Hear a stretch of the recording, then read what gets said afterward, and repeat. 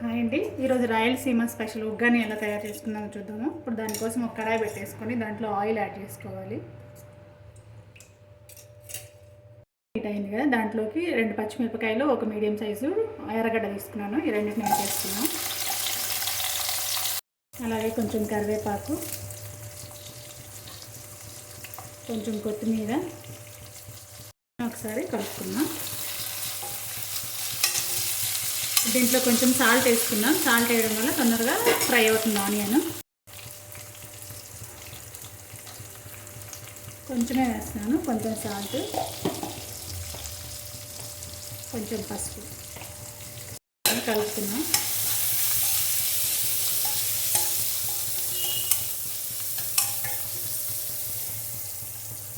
కోసం మనము బొరుగుల్ని ఒక 10 నిమిషాల ముందే నానబెట్టుకోవాలి. సో వీటిని కొంచెం కొంచెంగా పిండుకొని ఇట్లా ఒక ప్లేట్లో వేసేసుకుందాం. ఆనియన్స్ ఫ్రై అయిపోయాయి కదా, మనం ముందుగా పిండేసుకున్న బొరుగులు ఉన్నాయి కదా, ఇప్పుడు బొరుగుల్ని దీంట్లో యాడ్ చేసుకుందాం కొంచెం కొంచెం.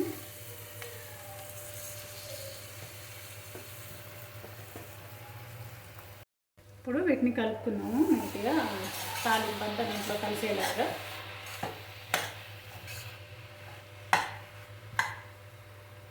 మొత్తం కలిపేసుకున్నాం కదా, ఇప్పుడు దీంట్లో ఇంకొంచెం సాల్ట్ వేసుకుందాం. ఇందాక కొంచెమే వేసాం కదా, కొంచెం చూసి వేసుకోండి. కొన్నిసార్లు బొరుగుల్లో సాల్ట్ ఉంటుంది, సో కంపల్సరీగా చెక్ చేసుకొని అవి చప్పటివా ఉప్పటివా అనేది చెక్ చేసుకొని అప్పుడు సాల్ట్ చెక్ చేసుకోండి. కొంచెమే వేసుకోండి.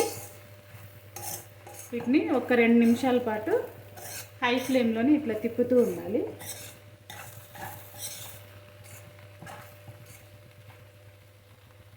దీంట్లోకి మనం పప్పుల పొడిని యాడ్ చేసుకుందాం. మీ కారాన్ని బట్టి యాడ్ చేసుకోండి. మీరు ఆల్రెడీ మనం పచ్చిమిరపకాయలు వేసాం కాబట్టి ఎక్కువ అవసరం లేదు. నేను 2 స్పూన్స్ యాడ్ చేసుకున్నాను. ఈ 2 స్పూన్స్ వేసిన తర్వాత కొంచెం హై ఫ్లేమ్ పెట్టుకొని మళ్ళీ ఒక 2 నిమిషాలు హై ఫ్లేమ్లోనే ఇట్లా తిప్పుకుంటూ ఉండాలి. ఆల్రెడీ మనము కారం పప్పుల పొడి వేసేటప్పుడు, మిక్సీ వేసేటప్పుడు కొంచెం సాల్ట్ వేసుకుంటాం కాబట్టి చూసుకొని సాల్ట్ కూడా చెక్ చేసుకొని ఎక్కువ వేసుకోవద్దండి.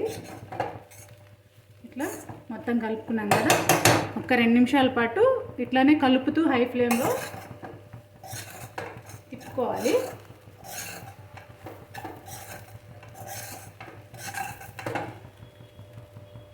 ఇట్లా తిప్పేసుకున్నాం కదా, ఒక 1 మినిట్ ఆగి గ్యాస్ ఆఫ్ చేయడమే, అంతే.